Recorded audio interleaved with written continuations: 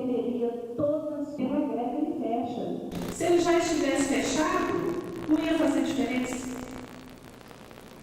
Então, pensem sobre isso para ajudar a resolver todos os problemas e lutarem ou ajudarem na luta por melhores condições, por todo o financiamento que a gente tem falado desde ontem aqui nesse auditório. Eu acho que a gente tem muito ainda o que fazer. Já foi feito muito, mas ainda tem muito o que fazer. E é com a cooperação de todos que a gente consegue fazer isso. Eu gostaria de agradecer, em nome da diretoria do hospital, a participação do seminário, pedir desculpas, porque eu não vou poder estar aqui na parte da tarde, mas eu espero que o debate continue e seja bastante profícuo e as pessoas saiam satisfeitas com a proposta que foi feita no seminário e realmente tem uma discussão até no âmbito da universidade sobre isso. Obrigada.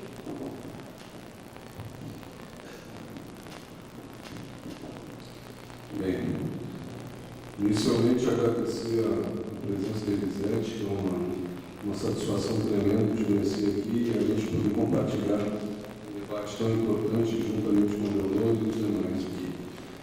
E é óbvio que esse debate não seria mais importante ainda se não tivesse a participação dos companheiros e companheiras que estão aqui no plenário, heroicamente resistindo ao seu estômago vazio, né?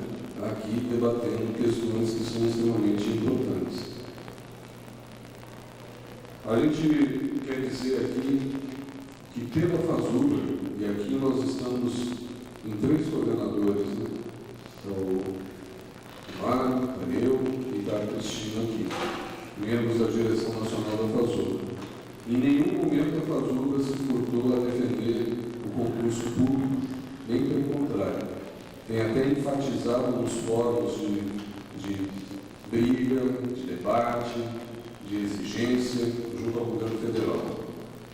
E que esses concursos sejam realmente pelo RJU. A questão, inclusive, de rever, o gestor rever os cargos extintos é uma outra bandeira que também está inclusa. A questão da PEC da ascensão funcional é fato, está dentro do Congresso Nacional, a PEC da ascensão. E para todos nós que trabalhamos em hospital universitário, nós sabemos o que significa isso, né? Porque muitos companheiros já estão aí graduados, inclusive, como ele citou ontem, tem os problemas da titulação, tem os companheiros e companheiras que já estão aí, inclusive, com doutorado e sequer tiveram incentivo na sua vida.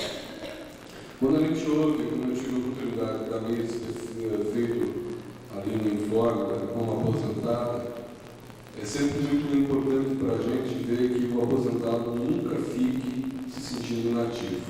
É importantíssima a participação do aposentado na atividade de luta da categoria. E a gente entende que, mais uma vez eu vou repetir aqui, isso tudo que está acontecendo, essa política de migalhas, de adicionais, faz parte de um conjunto de medidas, como também já observou o Irani aqui, do saco de maldade do sistema neoliberal para nós. Né? Temos hoje os números que foram apresentados aqui, que a força do trabalho do HU hoje está em 51% pelo RJU, no nível nacional, correto? 51%.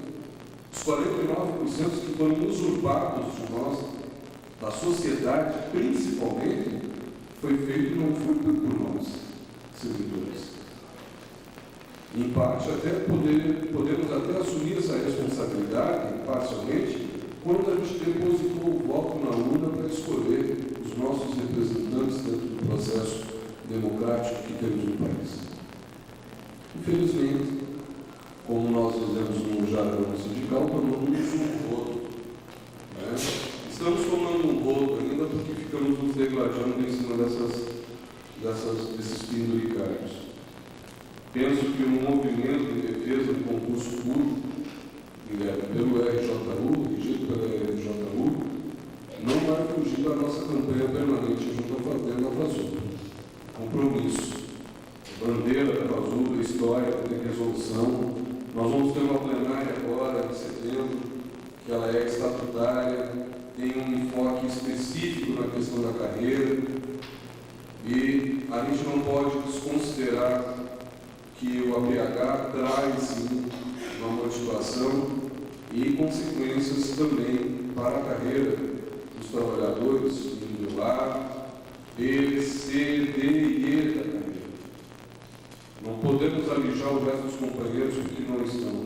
Porque esses companheiros também fazem, dentro daqueles poucos que sobraram dentro do quadro dos HUs, fazem o hospital girar.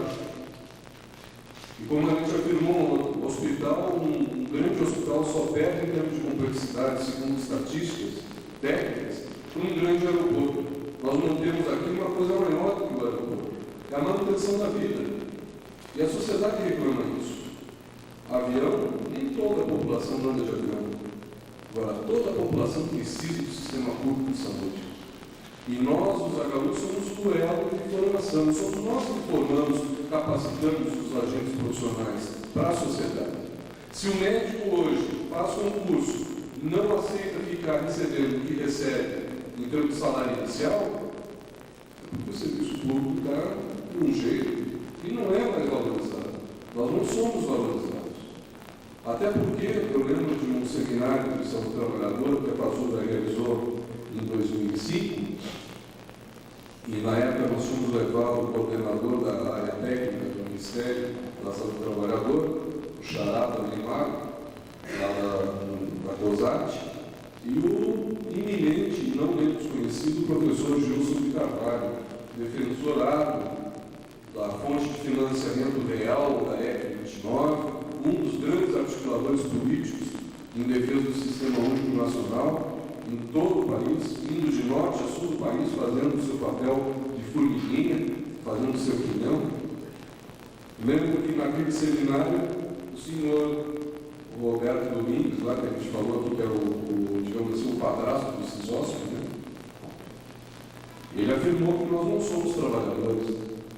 E aí eu fiquei com perdão da palavra, puto, indignado, porque mexeu com uma das coisas que nós temos mais sagrado. Eu me considero trabalhador, sou um trabalhador, sou um servidor conquistado. Mas dizer que a gente não é esse trabalhador, é um servidor, aquele que serve prontamente. Então, as questões que estão colocadas de sermos um trabalhador, que temos de estar conscientes dos malefícios embutidos nas formas como está sendo organizado o trabalho. Precisamos estar atentos a tudo aquilo que está sendo apontado para a gente ir perdendo a nossa identidade. Porque o adicional, na nossa modesta maneira de pensar, vai fragmentando ainda mais o nosso fazer. Mas são discussões que a gente tem que travar. No meu entendimento, os cientistas do BH, na figura da coordenação aqui, da Janaína, da Neide, da Cristina, de toda a turma aqui, está de parabéns, porque conseguiram fazer com que uma das resoluções do nosso GT virasse o primeiro ponto de discussão nacional. Científico saiu na frente. A proposta do GTHU é de justamente criar esse tipo de cenário, de um seminário que pudesse fazer um debate inicial para instrumentalizar a categoria do que é que significa o REUF, o que significa o APH, o que significa os exames periódicos, tudo que está embutido. E os gestores têm que ter os ouvidos abertos para os trabalhadores. Não podem fazer ouvidos roucos para nós. E aí admiro o companheiro que veio aqui colocar a sua candidatura aqui na frente dos trabalhadores, tendo a coragem de assumir uma proposta de vice-reitoria, um abacaxi. E eu, sinceramente, diante dos fatos que a gente vem vivendo da conjuntura, a gente não tem vontade nem de assumir nem para ser síndico de prédio. Porque as derrocadas que a gente vem tomando sempre são de retirada. O informe que a Cristina fez aqui é uma das coisas mais abjetas que vem tentando os partidos da base aliada ao governo, mas ligados à proposta proposta neoliberal de retirar o capítulo da Seguridade Social na Constituição. Feito isso, não falta mais nada. Retiram o capítulo da Seguridade, retiram tudo que nós temos garantido. O artigo 196, 190, na verdade, para frente, acabou-se. Vamos brigar pelo quê? Aí temos que realmente sair atrás da pecúnia, né? do ganho real, mas que a gente possa realmente investir em programas de qualidade de vida e que a nossa preparação para a aposentadoria não seja levando doença ocupacional para os nossos familiares depois cuidarem de nós. Né? Porque a nossa atenção ela não vai ser integral. A nossa aposentadoria não vai ter paridade com o pessoal da ativa. Nós vamos ficar perdendo isso. Isso vai depender da luta ainda que nós temos pela frente. Então, acredito que todos nós aqui estamos de parabéns pela audácia, né, de fazermos um debate inicial. Com certeza nós vamos levar isso para a Secretaria da Segunda Fazenda, porque esse momento ele abre um precedente em nível nacional para discutirmos com a base. Acredito que todos nós aqui, gestores, sindicato, trabalhadores, os terceirizados, todo mundo faz parte de um debate de um contexto maior. Ou a gente fica quieto e deixa eles retirarem os nossos direitos e vamos dando migalhas, ou a gente luta pela reposição de pessoal efetiva e pela valorização do serviço público que a sociedade precisa. Obrigado, Bruno.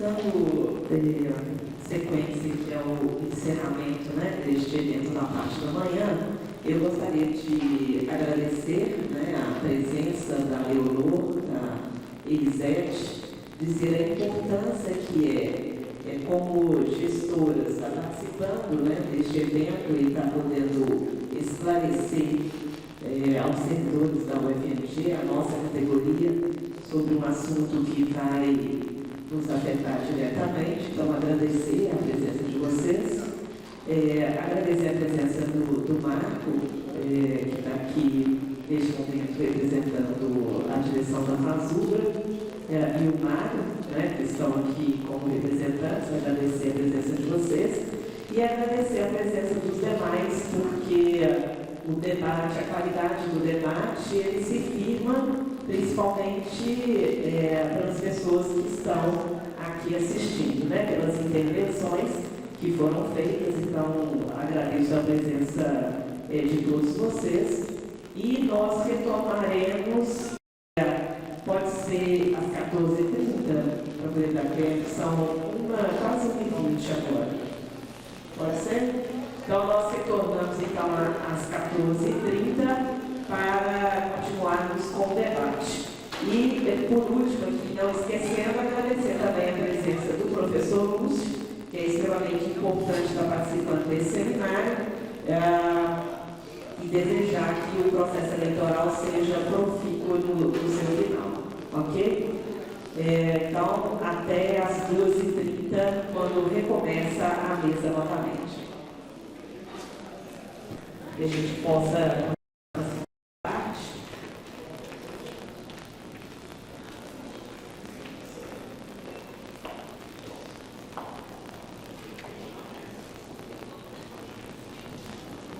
Tá vendo?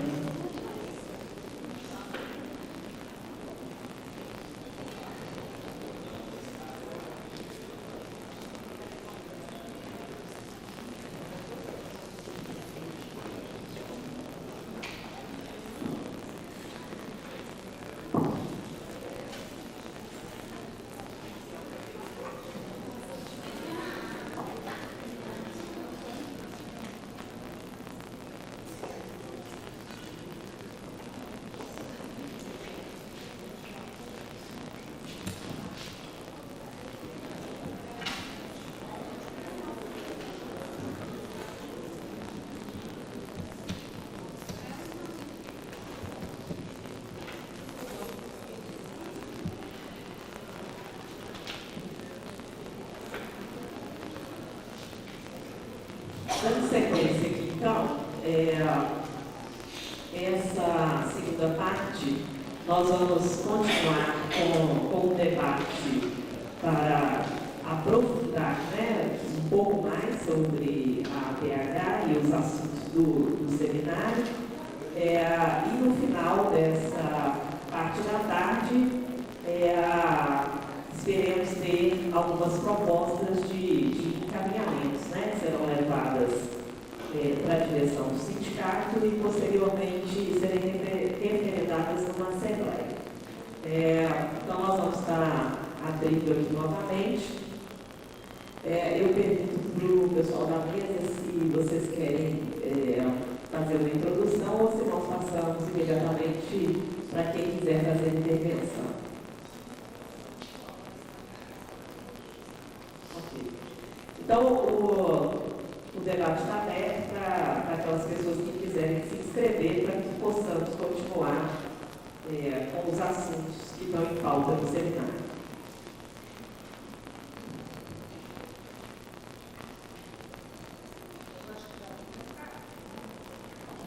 Vai.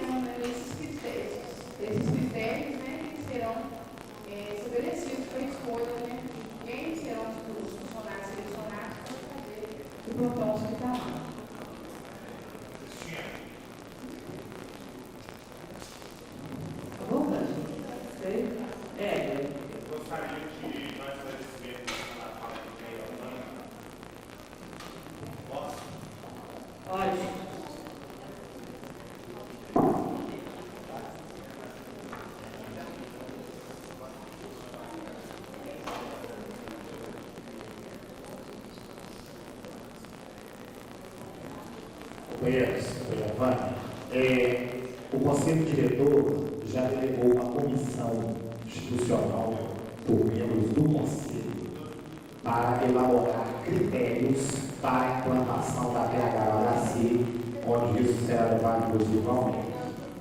Deste Conselho estão compondo a diretoria da enfermagem, a diretoria da escola de medicina, a diretoria das escolas clínicas e um membro técnico administrativo do Conselho Diretor, que a diretoria delegou a mim. E eu fui chamado, e essa é a composição deste Conselho. É claro que, enquanto representantes administrativos, eu quero que todos nós debatemos os critérios entre nós. democraticamente para levar para esse conselho. Não existe representante técnico, de texto, não. Existe representante do conselho diretor, e no qual eu vou representar os técnicos ativos de acordo com a deliberação. O que a gente está chamando é para uma reunião, quarta-feira da semana que vem, lá no horário de 1h, a gente vai fazer uma reunião grande no hospital, para a gente começar a discutir a questão da BH e propostas nossas, tá? Aí é claro, o pessoal da enfermagem mesmo, que é o pessoal que está aí dentro e tal, eu acredito que vai estar lá para a gente estar fazendo propostas e a gente debater. Tá legal? Falou? Obrigado. Glenn, só mais uma coisa. Você falou, por diretoria, que a gente vai compor a comissão. E número de membros, quantas pessoas são? A comissão tem o diretor da escola de enfermagem, a vice-diretora da enfermagem, o vice-diretor da medicina, a diretora do Hospital das Clínicas e um membro do administrativo. 4 pessoas. Que é elaborado por explicantes. Já saiu a portaria e já está trabalhando na comissão. Obrigada. Tá? Ok. Gilberto.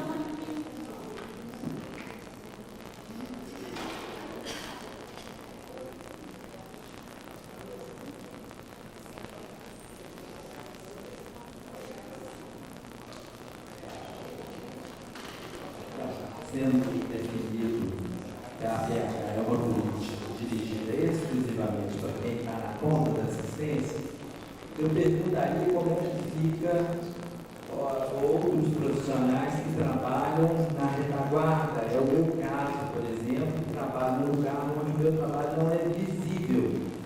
Ele tem uma visibilidade questionável.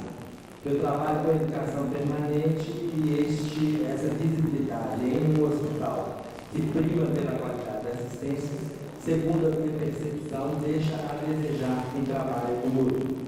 E aí, para fazer uma justificativa a essa pergunta, é o dilema filosófico entre a divisão do trabalho. A divisão do trabalho técnico e a divisão do trabalho intelectual não está posta no nosso debate.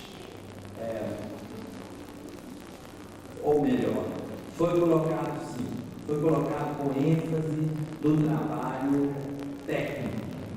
Então, no fazer imediato, né? Coisa mais assim, é preciso fazer. Inclusive, a diretora administrativa esteve visivelmente emocionada ao defender o grande dilema existencial. Nós precisamos defender a vida, imediatamente socorrer os pobres, socorrer os necessitados, né? Que estão aqui na porta. Então, milhares de pessoas precisam do nosso fazer imediatismo. Então, eu gostaria que Marcos Borges e Eudoro discorressem mais sobre essa questão extremamente central na nossa atualidade. Mário.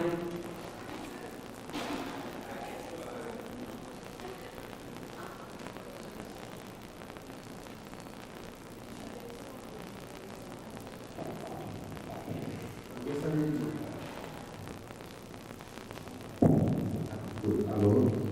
Em relação ao momento de debate aqui, eu queria que a gente pudesse transcorrer algumas questões aqui que ali ficou bem detalhada, mas algo contraditório nessa realidade aí, que eu acho que a gente tem que continuar pontuando.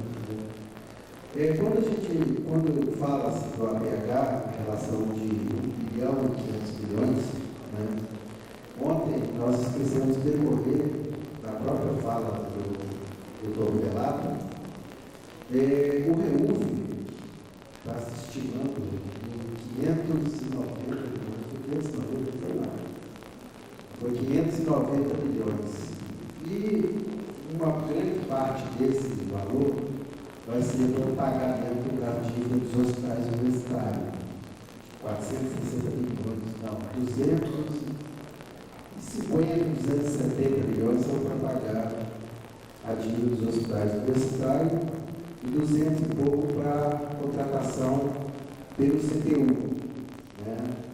Então, quando se fala em APH, e aí eu acho que o governo ele usa de uma tática para mim muito perversa, que hoje ele condiciona o REUF ao APH, e aí é uma questão de estratégia fácil de interpretação, qualquer um de nós aqui, porque se discute gestão, essa discussão de gestão, quando ela veio aflorar lá em 2005, naquela discussão daquela comissão criada pelo tripartite entre MEC, Ministério da Saúde, Ministério da Ciência e Tecnologia, que indicou como solução as fundações, e aí gerou o PLD 92, as fundações estatais de direito privado. Nesse debate da relação do financiamento, e aí eu acho que faltou um elemento para a gente poder estar discutindo, que é a concessão da realidade do financiamento pela tabela do SUS, na gestão, porque isso fica implícito na nossa realidade, tirando o custeio, que a gente sabe que a realidade do custeio dos estados hoje, com esses elementos colocados aqui, com uma compensação de 45% de comprometimento. E essa realidade desse custeio hoje que nós temos dentro do hospital é onde a transferência de 1 bilhão e 500 milhões voltando à APH, elas concretizam o projeto de fundação estatal, porque está se construindo o decreto da autonomia, e eu gostaria depois de falar sobre isso, a questão do decreto da autonomia dentro das universidades, aonde que eles estão tentando regulamentar as fundações. Então, essa disputa com as fundações, ela não para por aí. O governo tem, através de um decreto-lei, implementar a regularização das fundações nas universidades. Por quê? Porque o entendimento dele, da gestão, principalmente do Ministério do Planejamento, pelo GERES, é a proposta de gerenciamento por competência.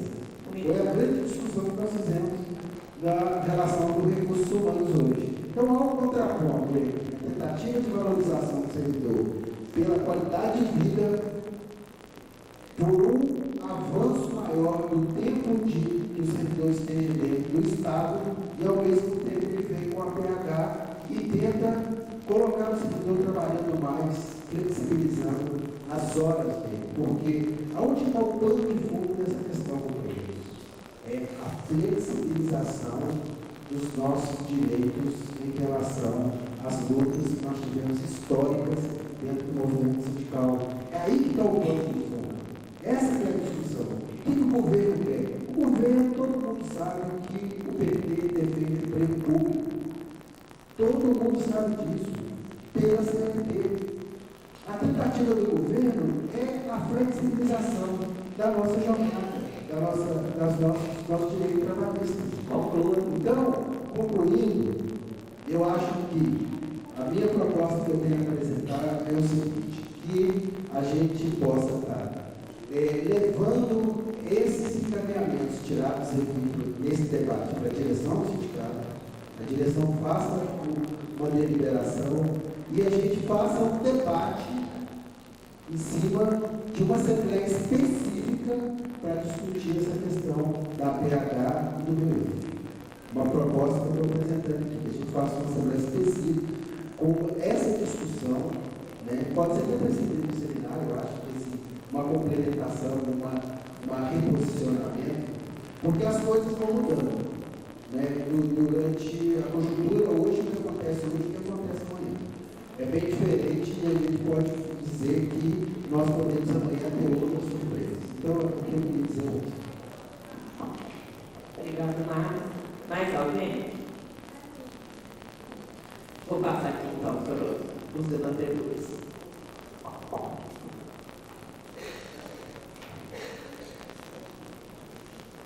Ok, pessoal, boa tarde a todas e a todos que estão aqui, que eu até percebi que tem gente diferente do público de ontem e de hoje pela manhã. Tem situações que estão colocadas aí pelas duas falações, tanto do Gilberto quanto do Mário, já vão de encontro àquilo que a gente já debateu em parte ontem, de forma muito superficial, sobre a questão do APH e mais precisamente a partir de hoje de manhã. Fazer a assistência, que está implícito dentro da prática do exercício exercício da enfermagem, né? Isso, cada um de nós que assumiu a tarefa na condição de profissional da enfermagem sabe que botou a mão, não tem como chegar e negar a atividade. Vai ter que fazer isso, seja no sistema privado ou no público. É a tarefa do profissional. Né? Agora, com as condições que estão postas da retirada gradual, sistemática, dos direitos dos trabalhadores, os gestores vão criando ferramentas para minimizar os estragos e, de alguma forma, seduzir os trabalhadores para que não se descontentem tanto com a carga de trabalho que vem se apresentando nos dias de hoje. Já frisamos, no dia de ontem, falamos rapidamente hoje de manhã, de que tudo isso está orquestrado a partir de uma grande situação pactuada no pacto de gestão. Nós não podemos entender, não podemos esquecer que toda a situação do aumento da demanda reprimida, do atendimento à população, é resultado também da forma como está a gestão dos municípios na região e propriamente no Estado. É sabido que as capitais, elas hoje são a referência, como referência na assistência à saúde. Isso a gente não tem como negar.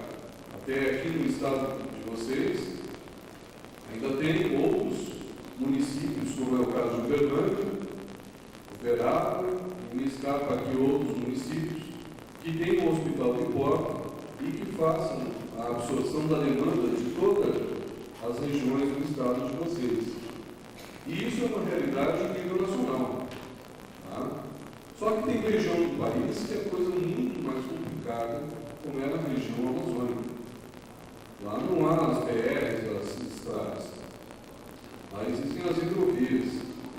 E a dificuldade de financiamento e de acesso à população é muito, muito difícil. Na questão do decreto da autonomia que o Mário falou e que ontem teve aqui um dos representantes, eu acho que foi o representante da vocês, né, que falou, ele frisou muito cheio de importância a respeito do que falta hoje para as universidades é uma autonomia real.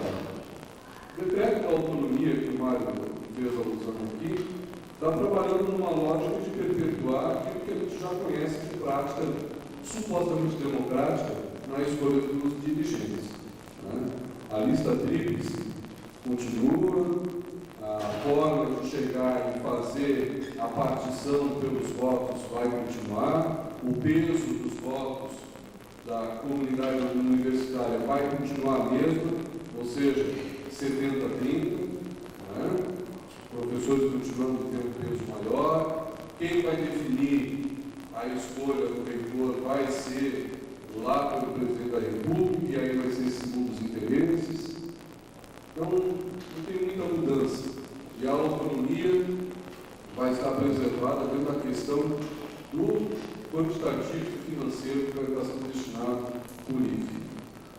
A outra questão que o Mário pontua também sobre os valores do APH, o montante para o REUF, isso tudo o governo não divulgou ainda. Mas a gente sabe que, conforme os informes foram dados pelos próprios membros lá da pasta na CESUR, para a FASUBRA, isso só vai decolar quando tiver recurso garantido na LDO.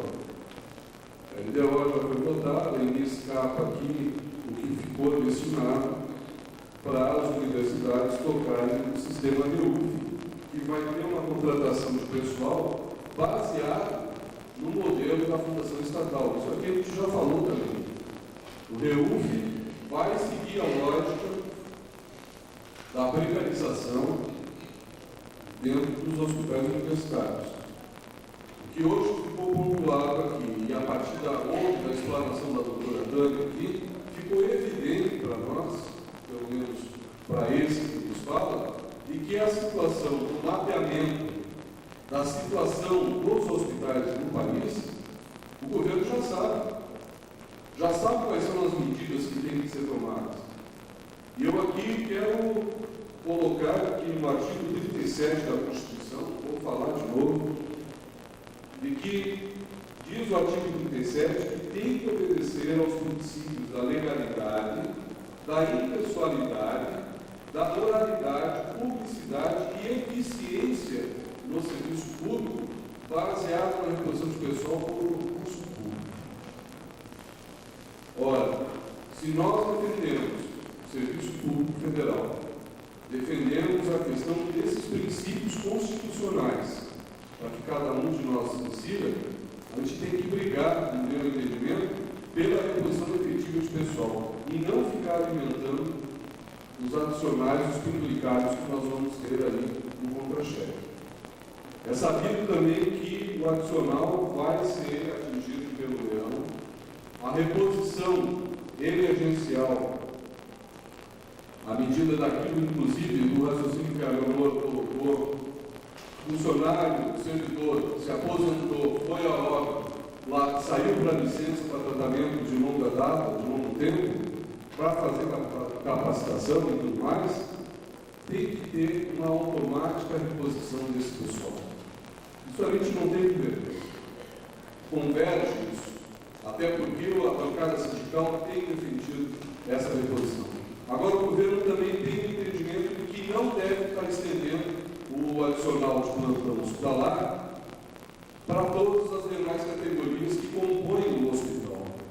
Não entra o administrativo, não entra o pessoal da lavanderia e companhia, não entra o pessoal da nutrição, não entra o pessoal que faz a manutenção eletroeletrônica, de equipamentos e tudo mais. Não entra. Vai entrar o pessoal que está na ponta da assistência. E aí já começam os problemas, porque agrada aos amigos do rei e parece que o resto não é amigo nenhum, não é companheiro, não há um divisor. E no plantão de sobreaviso ainda estende somente aos pessoal de nível superior. Então vejo que é mais uma armadilha do saco de maldades que os gestores sabem fazer de forma ardilosa. Digo ardilosa porque sabem que o dinheiro sempre fala mais alto nos interesses, como dizia o Brizola. Então, nós precisamos estar avaliando, obviamente, o que é que nos traz um benefício imediato. É o dinheiro, mas para médio prazo vai trazer uma consequência na nossa saúde. Acho que a gente já está se tornando aqui redundante em torno desse tema, mas eu gostaria de frisar que tudo isso faz parte de um grande pacote preparado pelo governo para atender paliativamente a sociedade nas demandas reprimidas que tem dentro do setor saúde. É isso. Gente, eu normalmente falo mais alto, então se tiver alto, vocês me avisam. Algumas pessoas às vezes reclamam de eu tom e realmente eu sou muito não falar. Eu queria responder a companheira das perguntas que ela fez. Primeiro eu queria dizer que isso está muito explícito no decreto, né? Quando você pega aqui a autorização do plantão hospitalar, está previsto no artigo 2º nas áreas indispensáveis ao funcionamento ininterrupto de hospitais. Aí depois eles vêm assim. Objetivo, suprir as atividades físicas. Então, na hora que já coloca atividade fim, o Gilberto tem razão, ele está fora mesmo. Né? Atividade fim é a que está relacionada diretamente com assistência. A retaguarda não está aqui. Agora, isso não quer dizer que se a gente entender que isso é necessário, a gente não possa brigar por isso. Né? Se nós temos argumentos suficientes para poder falar diferente, em vez da gente bater contra, a gente tem que bater que sempre está faltando alguma coisa. Mas não dizer, provar essa necessidade, efetivamente. Agora, o que está colocado aqui, que talvez a gente não tenha observado, é que logo em seguida diz o seguinte, que concomitantemente, no caso dos hospitais de ensino, garantir melhor acompanhamento pelos docentes e preceptores das atividades envolvidas pelos alunos do estágio curricular supervisionado, obrigatório de conclusão dos cursos da área de saúde em regime de internato e dos pós-graduandos em residências em saúde. Aqui está sendo uma coisa que a gente toda a vida brigou muito e nunca teve. Eles estão dizendo o seguinte: é preciso que haja pagamento para se garantir o ensino nos hospitais universitários. Porque hoje nós temos aluno da graduação, da pós-graduação, inclusive no nível médio atuando dentro, sem supervisão. E é necessário pagar essa supervisão. O corpo docente tem 40 horas para trabalhar por semana, mas existe assistência que supera essas 40 horas e eles não têm essa disponibilidade para poder estar trabalhando, mas nós precisamos dela. Por exemplo, quantas e quantas vezes nós temos disponibilidade de bloco, disponibilidade de residente, disponibilidade de trabalhador e não temos um preceptor para entrar com o cirurgião que está aprendendo o residente para poder realizar a cirurgia. Diversas cirurgias são suspensas por falta de preceptor. Esse preceptor, esse docente que deve estar lá, ou um profissional qualificado, é um médico do quadro, em condição de fazer esse acompanhamento. Então, isso aqui é para poder entender a necessidade de fixar esse corpo aqui, ao invés de ir embora fazer outra coisa lá fora. Não adianta dizer que isso não existe, porque isso é uma realidade concreta que nós vivenciamos. Nós vivenciamos isso em todas as nossas unidades, inclusive exames de alta complexidade. Nós temos exames de alta complexidade que não pode ser feito em hipótese nenhuma sem preceptor. Tem um aluno, tem a máquina, tem até o funcionário, tem o doente, mas não tem o preceptor, o docente ou o qualificado na área do quadro para poder acompanhar aquele procedimento e ele deixa de ser realizado. Então, isso daqui é também para garantir que o hospital faça ensino. E para fazer ensino tem que se pagar. Isso tem custo. E isso nunca foi discutido efetivamente na prática com uma proposta, que aqui está colocada. Em relação a outra pergunta que foi colocada, atividade típica de seu cargo nas áreas indispensáveis ao funcionamento ininterrupto. Então, eu tenho cargo de técnico de enfermagem, eu só vou poder fazer a autorização de plantão no meu cargo, porque está muito claro que é nas áreas previstas no seu cargo de origem. Né? A segunda pergunta sua. Tem outra questão que poucas pessoas observaram, que é o artigo 5º, servidor ocupante do cargo de direção e função praticada em exercício dos hospitais universitários e unidades poderão fazer a autorização de plantão hospitalar. Eu não sei se vocês sabem, mas hoje nós temos diversas chefias no hospital, só para exemplificar, que a grande maioria ganha R$60, algumas 20, 30, né? E que são, na verdade, as coordenadoras de enfermagem, por exemplo, administrativo, médicos, todos os coordenadores têm esse vencimento, né, de gratificação, e pelo fato de receber uma função gratificada, independente dela ser 20, ser 200, 300, que é a grande maioria, ou 900, que é a maior, que é a minha, esses profissionais não podem fazer hora extra e nem podem, objetivamente, trabalhar além. O que ocorre? Por exemplo, muitos vice-diretores dos hospitais e diretores dos hospitais são efetivamente profissionais de assistência, tipicamente de assistência. Nós temos, às vezes, na gestão, pessoas que são responsáveis, por exemplo, por todo atendimento de transplante cardíaco. Como ele recebe uma função gerencial, ele efetivamente não pode trabalhar para poder estar efetivamente fazendo isso além da gestão. A autorização de plantão hospitalar viabiliza que ele vá fora do horário dele, além das 40 horas, de noite, madrugada, final de semana, fazer a atribuição dele, que é o acompanhamento daquele transplante. E aqui no hospital nós temos inúmeros exemplos para poder colocar nessa situação, principalmente porque somos referências dos transplantes de fígado, pulmão, âncora, coração, etc. Né? Isso para falar de alguma coisa assim. Em relação a quem vai poder fazer ou não, os critérios do Ministério da Educação está apresentando, está no artigo 7º que a Elisete leu. Mas em especial aqui está muito claro que a alta complexidade está dentro disso. As terapias intensivas, então você pega adulto, pediátrico e neonatal, que não tem dúvida que isso é terapia intensiva, a urgência e emergência, a gestação de alto risco e as áreas cirúrgicas. Essas são as áreas que o Ministério apontou nessa portaria, nessa regulamentação, como áreas prioritárias. Né? Então, objetivamente, você perguntou assim, da onde saiu esse levantamento? Saiu dessas áreas. Ninguém criou nada, nem aumentou nada. A gente trabalhou em cima da nossa realidade, em cima dessas áreas. Está Apesar de que eu acho que nós deveríamos estar trabalhando em cima de unidades de 24 horas. 24 horas, eu acho que você tem que fazer esse parâmetro. E essa é uma discussão que está sendo feita, inclusive, a nível nacional, com os hospitais universitários, no sentido de estar trabalhando para que isso seja para todas as unidades que têm atividade fim das 24 horas, se couber essa necessidade. Então, a lista, ela não existe a lista. Existem essas áreas que hoje já são áreas que a gente já tem um levantamento conhecido, né? Não, essas áreas têm atendimento conhecido.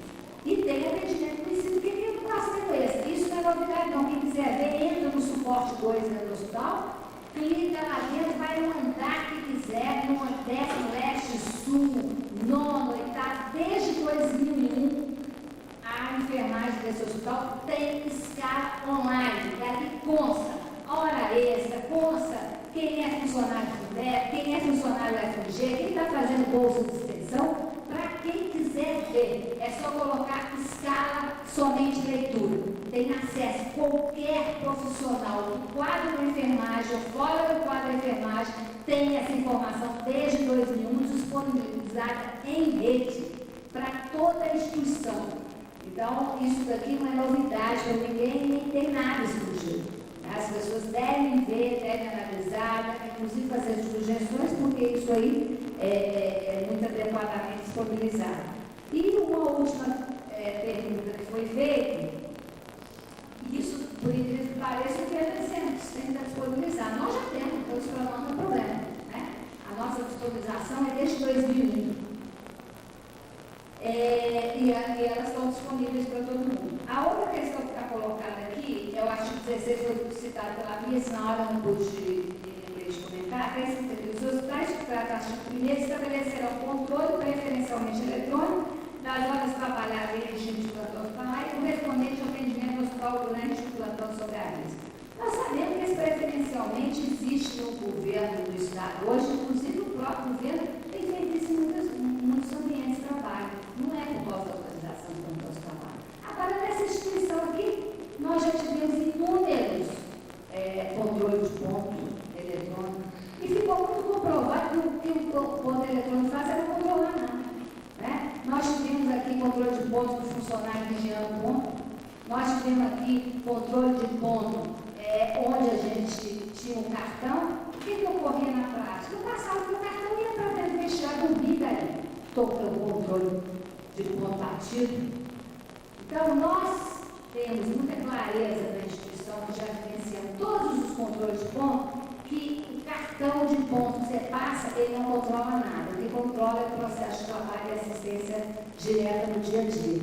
Porque o funcionário pode perfeitamente passar o cartão de ponto e ir embora no extra, fazer consulta. Está lá o controle de ponto, ele está lá dizendo que ele entrou, está lá dizendo que ele saiu, mas ele nem chegou nos resultados.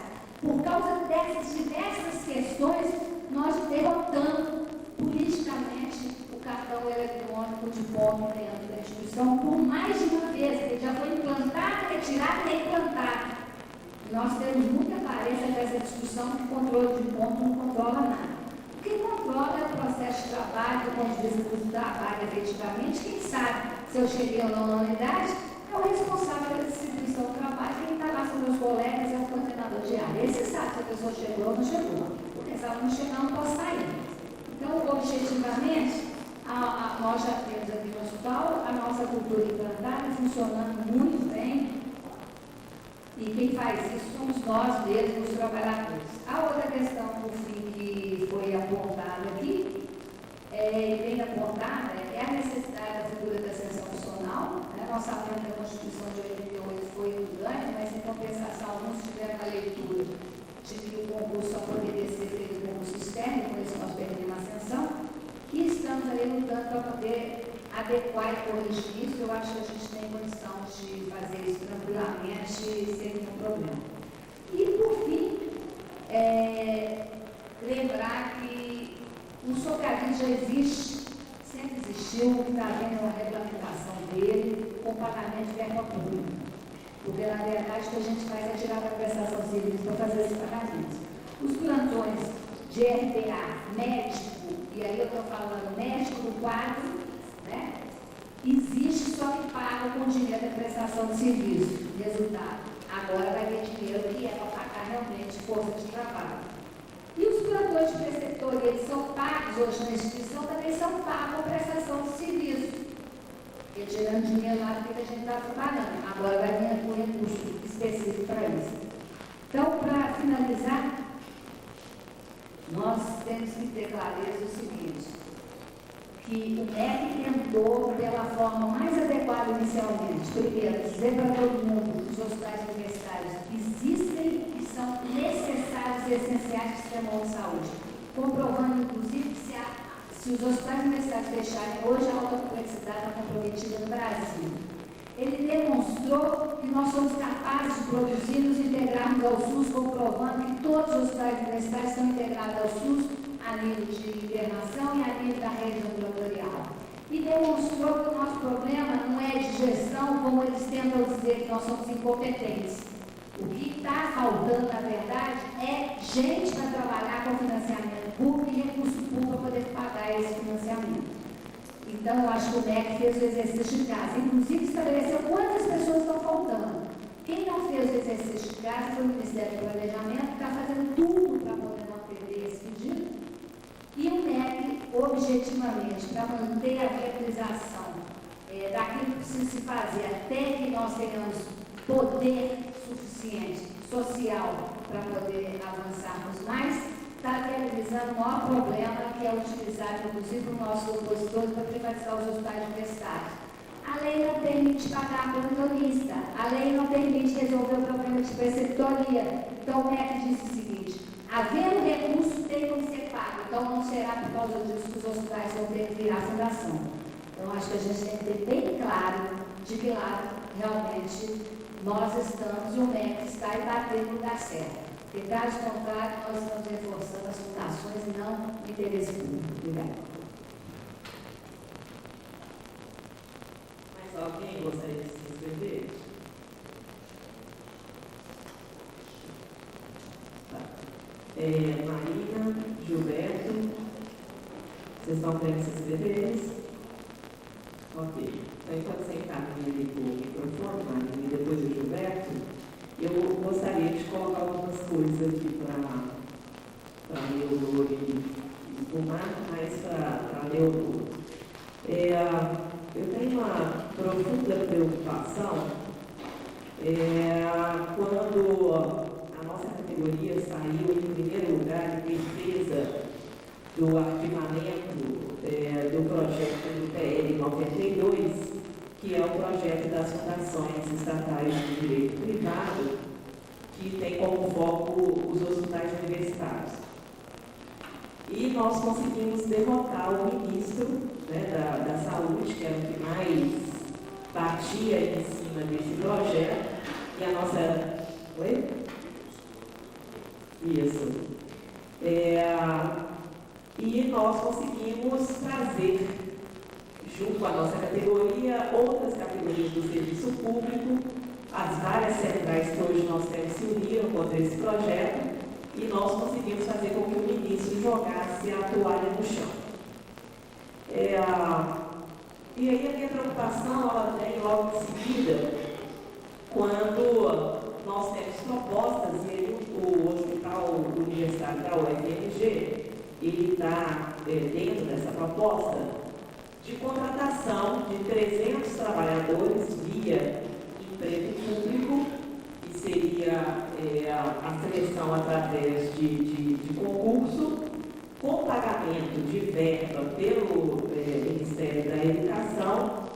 E aí a minha preocupação ela vem nesse sentido. Se nós estamos lutando contra o PL, como que nós, eu estou colocando nós por causa da instituição, estamos aceitando o emprego dessas pessoas através do emprego público? Essa seria a primeira pergunta, Leonor.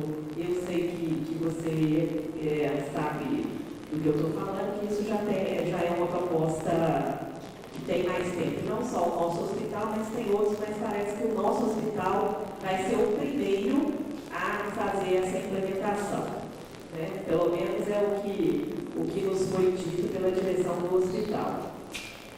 minha segunda preocupação em relação ao APH, em alguns momentos tem argumentos favoráveis e contrários à implementação dessa APH, eu deixaria como pergunta o seguinte: nós já temos hoje um alto índice de adoecimento dos nossos servidores que são trabalhadores do Hospital das Clínicas. Nós já temos a extensão de jornada e, como foi dito aqui, as pessoas já trabalham em forma de plantão por hora extra. A minha preocupação é o seguinte: nós temos um SAST que não nos atende, né? Principalmente o que é localizado aqui no campus da saúde, que fica, eu não me lembro qual andar, eu sei que o elevador não chega no 7º, não é isso? E o elevador não chega até o SAST. Aí eu deixo a pergunta: qual é a proposta, ou tem alguma discussão de como vai se tratar a saúde do trabalhador no âmbito geral? Né? Porque eu fiquei muito espantada na hora que eu ouvi aqui, que eu imaginei que com a implementação do plantão pela APH, nós estaríamos saindo das bolsas de extensão. Só que, infelizmente, isso não vai acontecer, né? Nós vamos ter a implementação desse plantão da APH, vamos continuar tendo as bolsas de extensão e ainda, se possível, vai se continuar com as horas extras aí, já que só pode fazer 2,88, alguma coisa assim, se arruma ainda para se poder continuar com as portas abertas. Então, eu gostaria de saber se está tendo essa preocupação em relação à saúde do trabalhador, né? Já que a gente não tem hoje, efetivamente, na nossa universidade, onde tratarmos os adoecimentos que já existem hoje, não só, né, principalmente do pessoal que trabalha no hospital, mas nós também temos adoecimento também no campus da Pampulha, nas áreas administrativas. E se não estou muito enganada, a doença que mais tem nos aterrorizado é a doença psíquica, né? E aí dentro mental, isso, adoecimento mental. E aí, só para incrementar mais um pouquinho, nós ainda temos uma outra coisa que tem nos afligido muito, e que também não tem sido tratado pela nossa universidade, que é o problema do assédio moral, que vários dos nossos servidores têm sido atingidos, e aqui no Hospital das Clínicas tem uma boa gama de reclamação em relação a isso. Então, eu gostaria que vocês dessem uma comentário sobre isso e uma pergunta especificamente para o Marco, que hoje, ele e o Mário, que estão aqui hoje representando a FASUBRA, eu aqui como coordenação dos CIDIVs, que se a FASUBRA hoje tem feito uma discussão sobre uma proposta que foi ventilada pelo MEC, que se chama o servidor equivalente. Eles estão com essa proposta, que é uma proposta relativa ou parecida com a do docente, que aposentou, logo se traz um outro servidor, sem precisar da demanda de concurso, é só reposição de vaga. Então, só para saber se essa discussão tem sido feita. Desculpe eu me alongar. A próxima é a Marina. Qual é o seu nome? Mara? Isso. Gilberto e depois a Mara. Eu quero pegar carona no folder e fazer esse questionamento, né? Já foi falado na boca do Evelyn, né? E respondido na boca da Elizabeth, nossa coordenadora. Quem terá direito ao recebimento do APH? Se a gente fizer direitinho para casa do decreto, a resposta lá no capítulo 1, artigo 4, contempla, né? Aqui contempla. A companheira Leonor disse que pode se estudar o meu caso, né? Se houver necessidade, de outra necessidade que os outros percebam, né? Você vê que o cenário está todo montado, está armado o cenário do APH, os coadjuvantes, né, que são os atores que vão estar sendo contemplados por esse diretoria, mas existem aqueles servidores que são os figurantes, né, que vão receber também o impacto dessa demanda de trabalho que vai aumentar. Nós temos o acontecimento, por exemplo, da febre suína, né, a gripe suína, e nós temos aumentado no setor de nutrição dietética quase que 10% do nosso trabalho. Nós temos na nossa nutrição dietética um mosaico de recursos humanos. Você vê gente, trabalhador de tudo quanto é tipo, né? E já existem os conflitos normais a respeito dessa mistura de gestão de recursos humanos, que a pessoa, o gerente, tem que ter um jogo de cintura para poder estar resolvendo os conflitos desse mosaico de recursos humanos que tem lá dentro, jogo de cintura assim, de sambista para a gente resolver. E temos uma força de trabalho super reduzida. Nós ofertamos no setor de nutrição dietética lanche noturno. Tem dia que a gente não tem trabalhador à noite para fazer essa oferta. Quer dizer, eu digo que vai ser um efeito dominó, que vai estar causando impacto sobre todas as classes de trabalhadores. Mas quem vai ser contemplado no ganho financeiro vai ser o trabalhador médico, o trabalhador de enfermagem. Então, eu acho que tem que se criar um dispositivo, uma maneira da gente ver esse impacto que vai causar em todos os trabalhadores e que, na verdade, pode ser contemplado, ampliado desse direito excepcional. E, tirando isso, eu vou falar em um minuto, tá? Um poema, né, que eu fiz para os meus companheiros trabalhadores de saúde, quando o hospital fez 80 anos, em homenagem a esse pessoal que trabalha aí com toda essa graça, né, e esse afio aí do trabalhador da saúde. Tá bom, queridos? O poema chama Hospital. Esses corredores frios, amplos, infinitos, onde darão os passos que aqui caminham? Quantas histórias impressas nessas paredes de atores vários? Quem é quem nesse palco dos seus cenários? Paciente, doutor, enfermeiro, técnico, faxineiro, roupeiro. Teus leitos parecem flutuar sobre as nuvens, pendendo indecisos entre o céu e terra. Tuas portas são braços paternos que acolhem, afagam, num abraço às vezes breve, outras eterno. Teus profissionais desfilam por teus caminhos, quais anjos de branco, ministradores de amor, alívio, cura. Hospital querido, eu me fiz entre duas paredes, sob lamentos e risos, alternados em morte e vida. Aprendi a ser gente, profissional, inteligente e mulher. Eu me afeiçoei a ti, e esse amor não sara. Quantas vezes quis assustada te deixar, e me prendeste com tuas mãos seguras. Precisas de mim, e eu de ti. Nosso caso é muito sério. Trocamos impressões, confidências, entre esses corredores frios, amplos e infinitos, onde a vida é cada vez mais mistério e pulsa latente entre interrogações e reticências.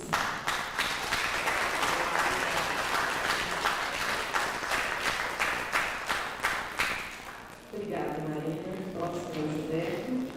Depois a Mara.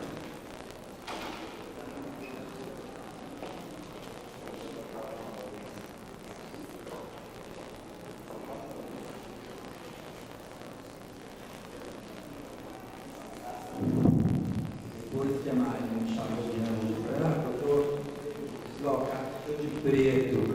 E preto é, na nossa cultura, símbolo da morte, né, do luto. Então, para reavivar a nossa discussão, morte é vida. Não podemos cair aí nessa dicotomia, nós estamos loucos. Então, para ilustrar um pouco mais a dicotomia, o relatório Dawson, né, que foi elaborado por expertise na Inglaterra em 1923, estabeleceu um modelo de saúde pública no mundo. E nós, brasileiros, copiamos esse modelo, tal qual ele foi elaborado. Então, eu não percebo uma grande preocupação em atualizar o que este relatório apontou. Aí eu pergunto para os dois profissionais de enfermagem amigos: o que vocês acham do PSF, política do PSF? Qual o impacto que vocês percebem ou não impacto dessa política nos hospitais universitários? um pouco mais para nota aqui, doutor. O que você acha da criação de um curso de graduação na escola de enfermagem titulada na área de sistemas de saúde? Obrigada, Gilberto. Próxima é Mara.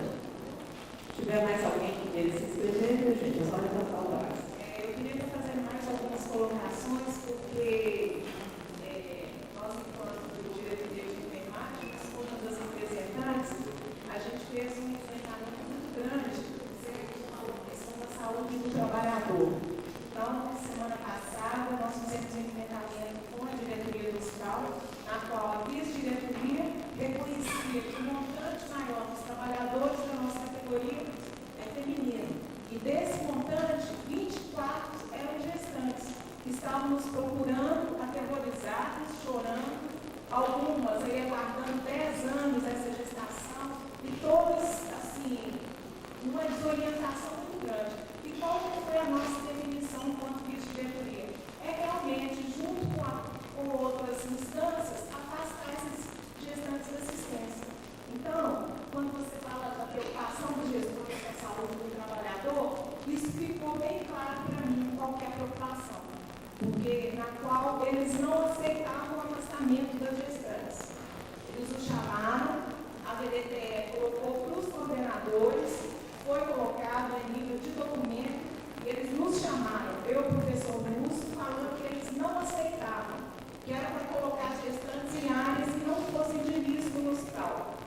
Aí eu falei assim, então quais são as áreas que não são de risco? Porque hoje até material biológico, material do bloco cirúrgico desce SUS para a CNE. No regime jurídico único, ele tem um artigo que ele fala que as gestantes elas não podem estar em contato com material, com periculosidade, insalubridade e risco biológico. Eu não sabia disso, porque se eu soubesse as 4 gestações que eu tive, passar da assistência, né? Como a gente sabe. Então, na verdade, ficou claro para mim a preocupação dos gestores com relação à saúde dos trabalhadores, das nossas trabalhadoras gestantes.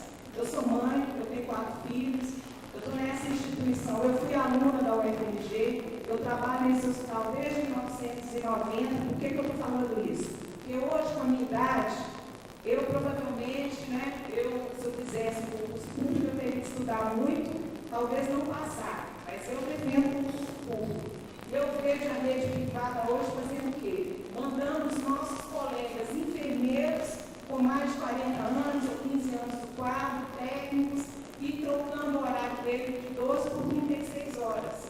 Um salário dividido, muitas vezes menor. Então, eu falo o seguinte, eu participei daquele um evento que teve lá do Hospital Universitário de Isoleta Neves, né? A gente tem um Hospital de Isoleta Neves Universitário, na qual nós, servidores do Hospital das Clínicas, nós não temos entrada lá, mas é considerado Hospital Universitário e tem uma gestão da UFMG, mas nós não estamos lá, né? Apesar de que a gente tem assessores que trabalham lá, mas nós não tivemos essa oportunidade de ter uma escolha de estar lá, né? Então, foi muito claro, na hora que o representante do Ministério do Planejamento vira e fala assim, infelizmente não passou essa questão das fundações. Não se outro, não se notei lá, então eu observei, aí depois ele fala assim, porque aí a gente defende concurso público. É isso, gente. Na verdade, eu, assim, desde semana passada, essa questão dos gestantes, isso me indignou muito. Então, está bem claro para mim qual é o papel, né, dos gestores com relação às gestantes, né, o que nós, trabalhadores, apresentamos para eles, ficou bem claro para mim. Então, é por isso que hoje eu acho que acredito mais que nunca que a gente tem que fazer mudanças, né? E, na verdade, realmente a gente vê que o Ministério do Planejamento ele quer que os hospitais se transformem em fundação. Tanto que o Luiz Oleto estava lá mostrando o seu magnífico trabalho, na qual os funcionários são protegidos pela FUDEP, né? Que é o modelo de fundação. Então, a gente tem que estar atento a essas questões mesmo, porque eles estão fazendo isso. E o que eu falo é hoje, o meu trabalho dentro da minha casa, eu tenho 4 filhos, né? Ele representa o curso, ele entra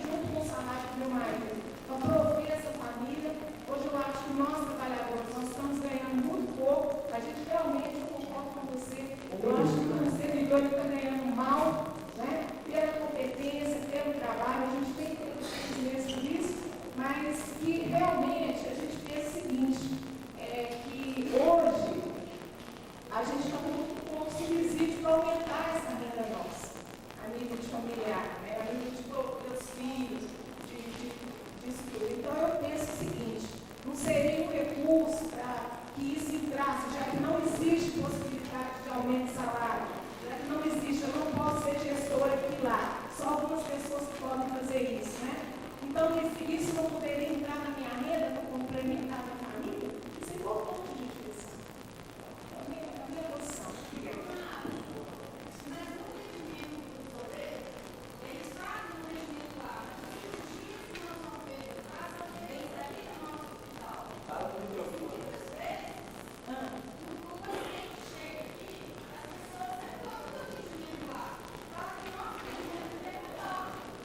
Eu sei, Diego, mas o que eu estou colocando é questão do atendimento, tá?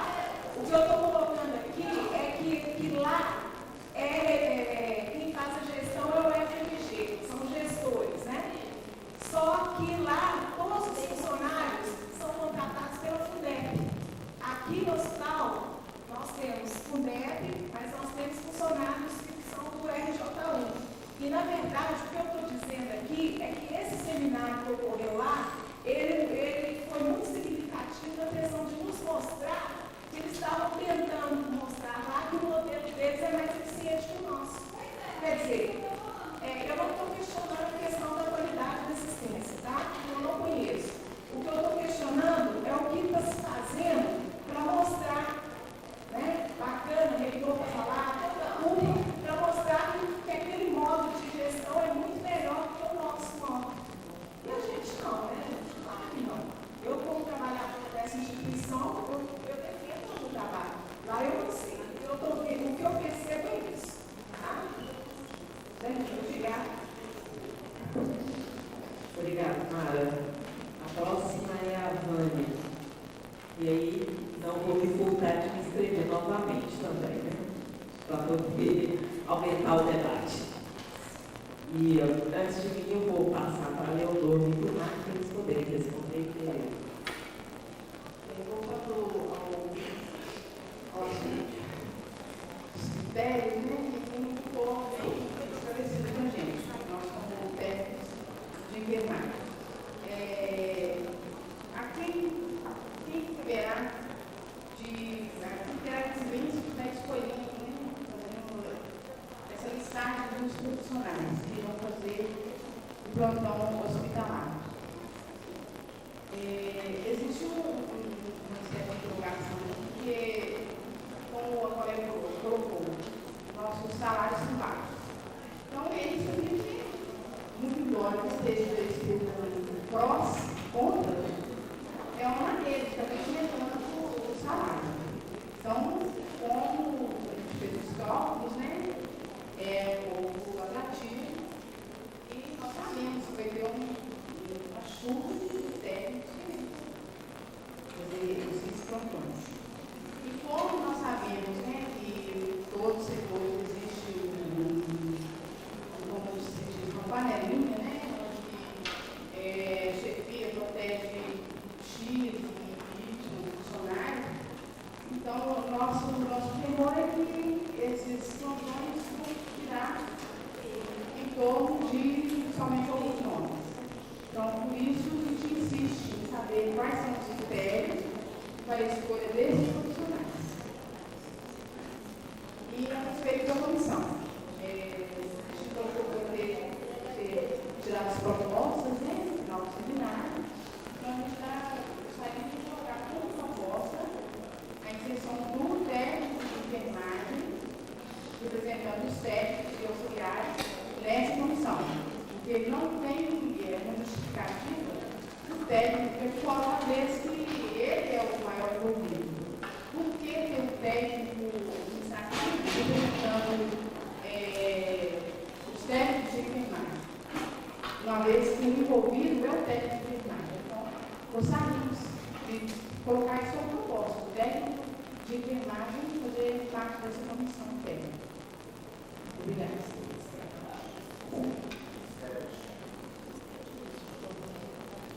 Sim.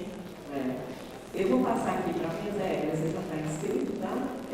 Vou passar para a mesa para o pessoal responder e nós retornamos com o terceiro bloco, ok? Setor de perguntas, então vamos fazer uma roteiro para você. Eu vou. Antes de nada, eu queria justificar uma coisa, que essa semana uma tirar, que tem um problema de ordem pessoal para solucionar. Então, os seus saídos devem dar essas desculpas. Mas, imediatamente, eu queria lembrar para vocês o seguinte. Primeiro, a autorização de plantão hospitalar, a gente vai atender uma demanda muito maior do que nós estamos discutindo aqui. Ela vai atender demanda médica, PA. Quem vai PA nesse Brasil se chama profissional médico, raramente os outros profissionais do superior. Porque profissional autônomo, né, que possa ser autônomo nesse país, são muito poucos. Mas entre esses profissionais na área de saúde, o tipo de profissional autônomo é o médico. Nós temos um sistema de saúde no nosso país que é longe de ser democrático em relação aos demais profissionais de saúde. Nós temos que compreender isso. Um paciente para ser internado ou fazer qualquer atendimento dentro de uma instituição de saúde, ele tem que ter uma coisa que se chama autorização de internação hospitalar. Só quem autoriza internar se chama médico. Só quem autoriza da alta é médico. As consultas são marcadas 97% para médico, restantes profissionais de saúde. Nós temos um modelo assistencial no Brasil que a porta de entrada é atendimento médico. Então, nós temos que ter clareza disso especificamente. O que eu penso disso? Acho isso absolutamente autoritário, acho que a gente tem que construir um outro modelo de saúde, mas nós estamos avançando muito lentamente nesse processo. Basta dizer, bem recentemente, vários profissionais de saúde tiveram o seu impedimento de atuar. Quando lá o médico está avançando e crescendo muito dentro do Congresso Nacional, o que o médico quer é autorizar se eu posso ou não fazer, o que eu devo fazer. Então, essa discussão ela é muito ampla, ela envolve qual é o modelo assistencial que existe no Brasil, né? E no mundo, porque isso não é um problema tipicamente brasileiro, não. Isso é um problema mundial, existem muitos interesses envolvidos nisso. Então, a primeira coisa que vocês podem ter certeza que a autorização de plantão hospitalar, inicialmente, ela vai atender volume de plantão médico. Não tenho dúvida disso. Porque o maior problema hoje em contratação de força de trabalho, mesmo com o plano de carreira que nós temos, com as críticas que nós temos, o nosso regime jurídico único ainda é um regime jurídico único que a gente poderia dizer que um monte de trabalhador quer brigar para entrar e ficar aqui dentro. Mas, ao mesmo tempo, nós não temos uma coisa que se chama fixação da corporação médica dentro do processo de trabalho. Na área de saúde, eu estou falando do hospital universitário, estou falando de saúde, isso implica ser de saúde, isso implica policlínica, isso implica urgência e emergência. Basta dizer que nós temos equipe de família e não tem médico. E aí fica toda a equipe prejudicada e toda a nossa assistência à saúde prejudicada na rede básica. Esse é um grande problema que o Brasil está enfrentando em relação a essa área de atendimento à saúde, que é a incorporação dos médicos. Em especial, no hospital universitário, isso é mais complexo ainda, porque não é médico qualquer, é um médico que faz ensino, pesquisa e extensão. Então, é um médico docente. Então, gente, nós precisamos também de fazer esse enfrentamento dessa discussão. O hospital de ensino não existe sem o aspecto da docência, da pesquisa e do ensino. Então, esse atendimento do plantão, de autorização do plantão hospitalar, a gente não pode se iludir, e eu acho que isso eu tenho a obrigação de dizer publicamente, que ele, no primeiro momento, ele vai atender em especial essa demanda. Vocês não tenham dúvida disso, porque esse é um trave maior que está ocorrendo dentro da assistência nos hospitais públicos e nos hospitais universitários no Brasil. Nós temos frequentemente procedimentos suspensos porque nós não temos preceptor. Nós temos um aluno, temos um funcionário, temos um doente e não temos um preceptor. Isso é uma realidade. E esse é um problema de enfrentamento. Não se faz ensino sem essa formação. Então, vai diminuir hora extra? Vai diminuir bolsa de extensão? Vai.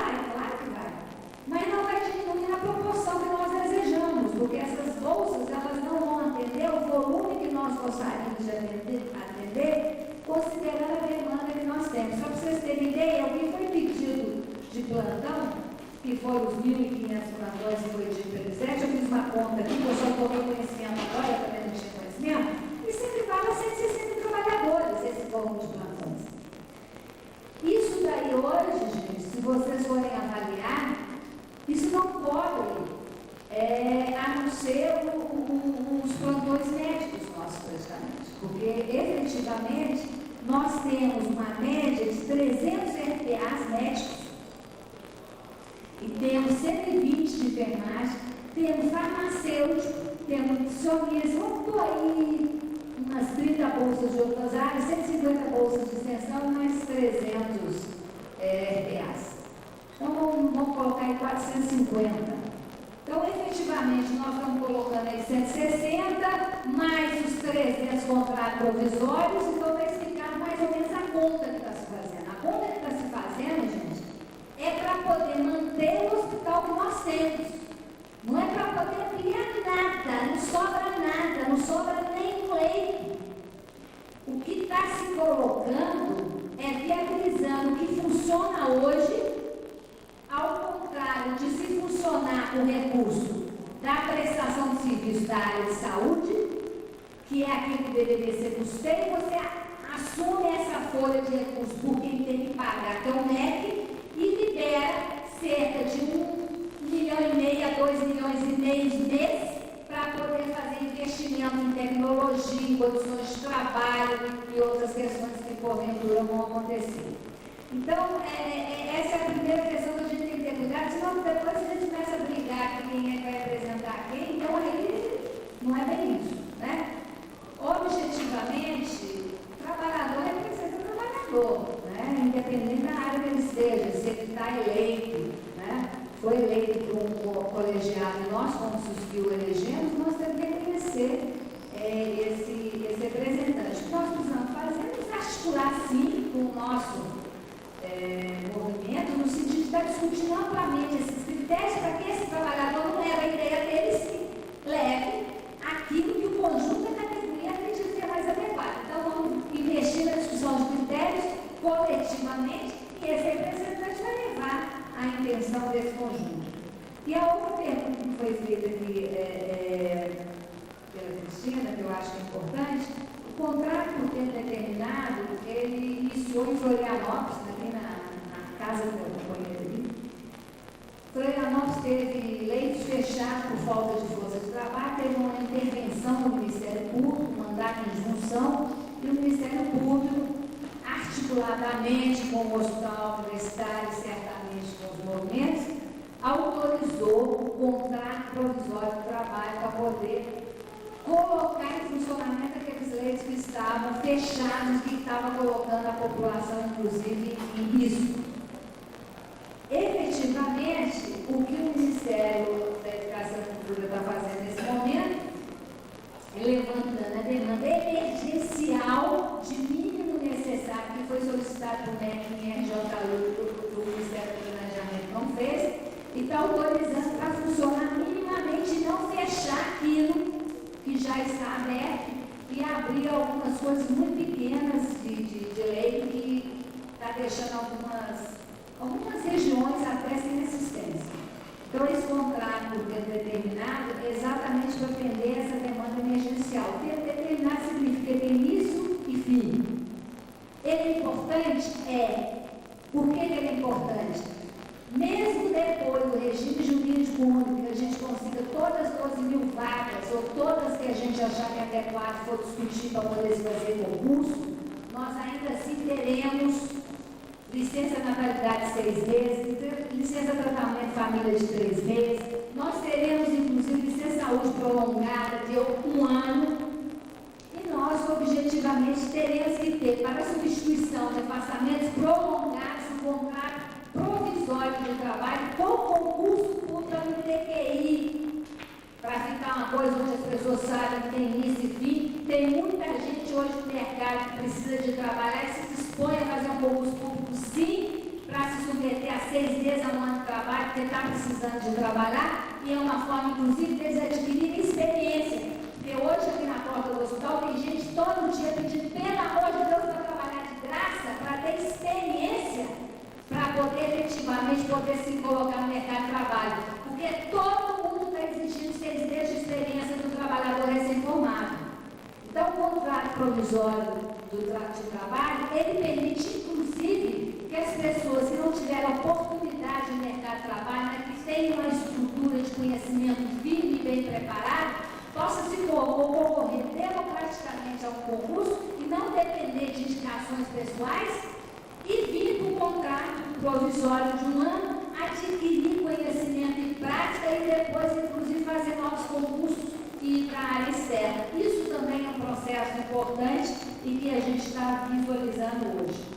E a questão do isoleta, por fim, quem terá então direito ao plantão hospitalar, eu acho que eu já consegui responder.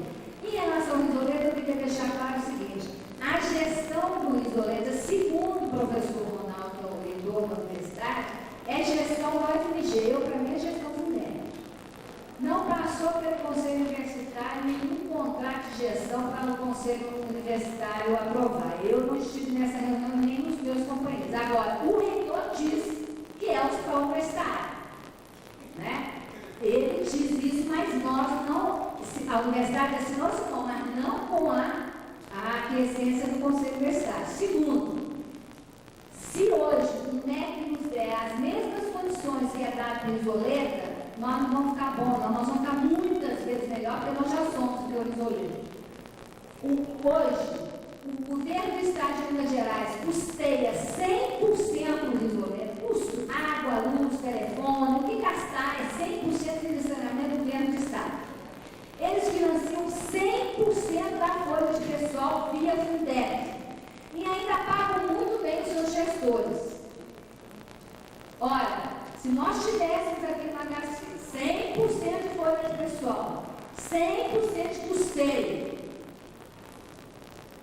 e tivesse uma política adequada para gestão, é claro que nós não estaríamos com a EDEI, não, nós estaríamos muito melhor.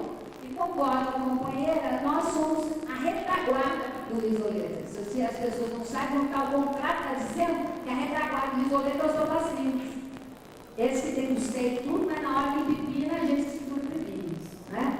Então, na verdade, paciente cardíaco, que complica, ortopédico, ele vem de ambulância, entra dentro do hospital, nós atendemos, arrumamos e mandamos de volta. E muitas vezes ele fica aqui porque não tem condição de devolver. Né? Isso demonstra que, claro, que o hospital universitário é muito melhor, porque ele é que é retaguarda, ele que segura o pepino. Então não tem dúvida que nós somos melhores que o isoleta também. Mas o que está se vendendo para a mídia, que está se vendendo, inclusive para o Ministério do Planejamento, é que aquilo é que dá resultado.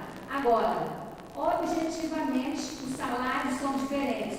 O funcionário do Hospital das Clínicas ganha menos que os trabalhadores do isoleta. Gestão Fundeb, gestão UFMG, é muito interessante, né? Como que nós temos uma gestão UFMG, onde o trabalhador que no Hospital das Clínicas faz a mesma coisa em termos de cargo do isoleta recebe menos.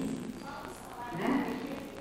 O salário do enfermeiro nosso aqui, nós sabemos que quando a gente recebe 1.200 é muito, né? Dependendo é menos. Mas lá é R$2.000, R$1.800, R$2.500, dependendo de onde você estiver, né? R$1.500, R$1.800, R$2.500. Então, de cara, as pessoas já têm um salário diferenciado lá em relação aos postos clínicos. E o hospital universitário é esse, que também está na universidade, que tem tudo custeado, tem inclusive salário melhor que o nosso. Se derem as mesmas condições, se o Estado, se o governo do Estado quiser financiar o hospital, custear, pagar folha, etc., pode ter certeza que a gente vai produzir muito mais e melhor. Né? Então, só para poder confirmar o que a Mara colocou, o nosso ministro do Planejamento estava lá, dizendo que essas medidas corajosas, como a Universidade Federal de Minas Gerais, de implantar um modelo de gestão Fundeb de isoleta, demonstra que o caminho ele pode ser diferente do que nós estamos fazendo aqui dentro. Então, gente, os nossos meninos não estão só em Brasília, não, eles estão aqui dentro desse prédio, dentro do prédio da reitoria, dentro do hospital, entre nós. Então, é uma coisa que a gente tem que ter muito cuidado, porque senão a gente vai com eles para esgoto abaixo. Obrigada.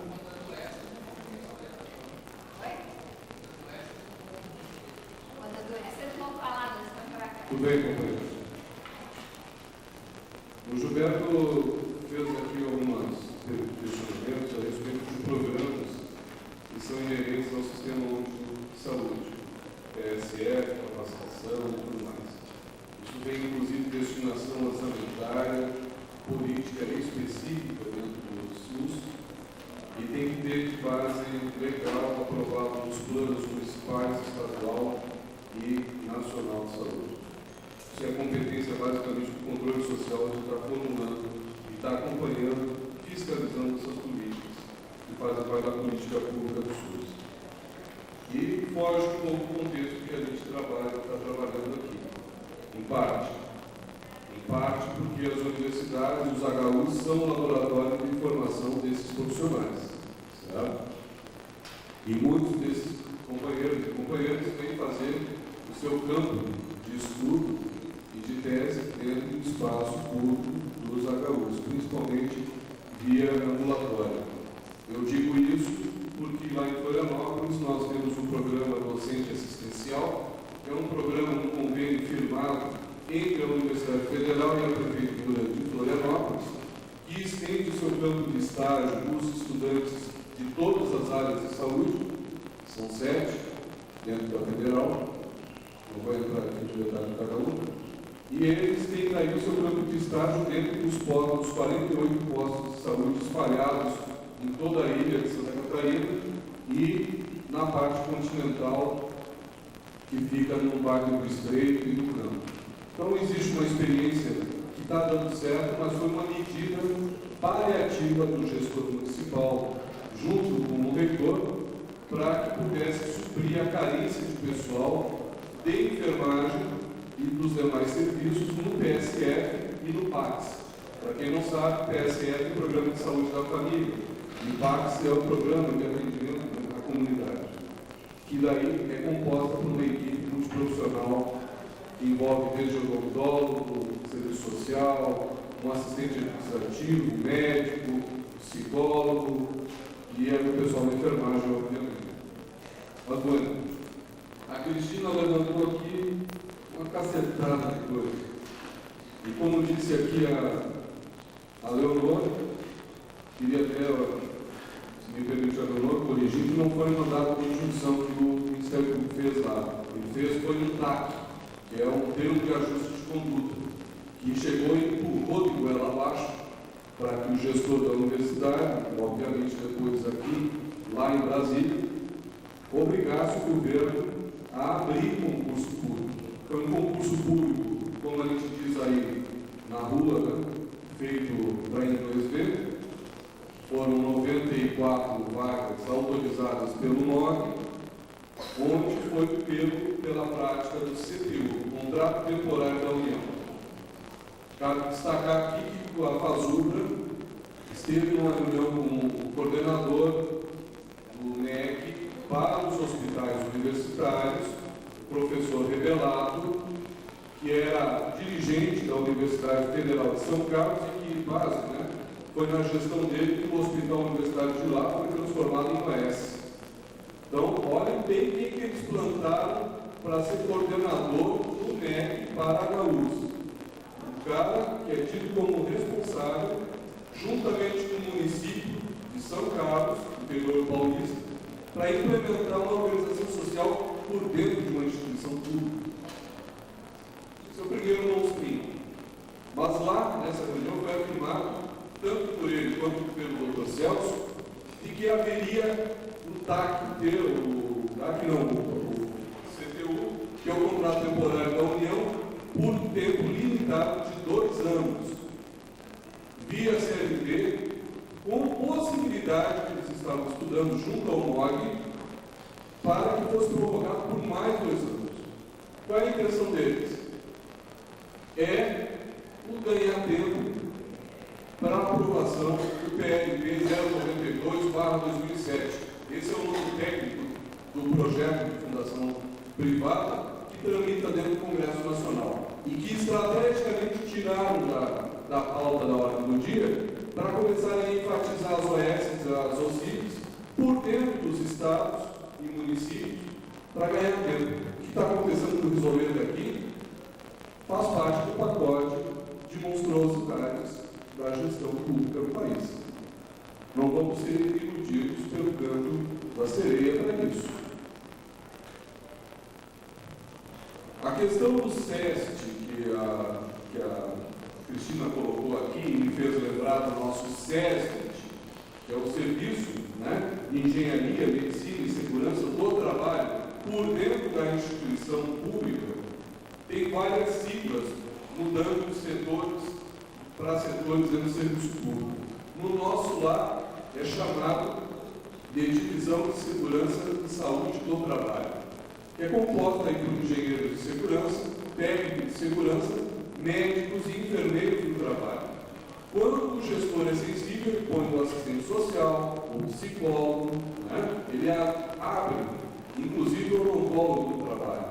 Já tem, inclusive, formação para essa área. E são esses órgãos institucionais que têm a responsabilidade de elaborar os laudos técnicos por ambiente de trabalho, onde vai apontar se é devido à insalubridade ou não, e se é devido em que graus.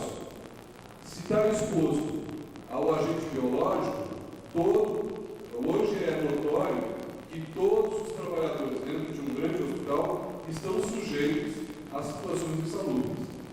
Todos. Sempre aqueles que estão na parte administrativa, no grau menor.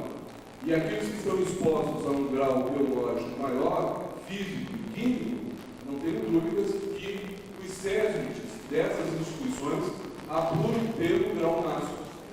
E aí os setores normalmente classificados são centro de esterilização, centro cirúrgico, maternidade, pronto atendimento, UTI, pronto atendimento, aqui eu falo emergência, tá? Lavanderia e rouparia, mais o pessoal também que trabalha na nutrição. E, especificamente, obedecendo critérios, e aí tem a legislação própria, para os profissionais da área de radiologia, de ionização ionizante, que é uma outra discussão que nós, da enfermagem, não conseguimos fazer a mensuração devida, porque o gestor se nega a fazer a aquisição de EPIs. EPIs são equipamentos de proteção individual, como aventais plumbíferos e óculos plumbíferos, além do que dos dosímetros para poder ter pelo menos uma forma de medir a exposição radioativa do trabalhador. E dentro dos centros cirúrgicos, normalmente existem aparelhos que emitem radiação para poder detectar a forma como está sendo operada a técnica cirúrgica. Muitas vezes até pelo pessoal de nefrologia, nas litotripsias, nas retiradas ou não de catéteres. O pessoal que também está ligado à questão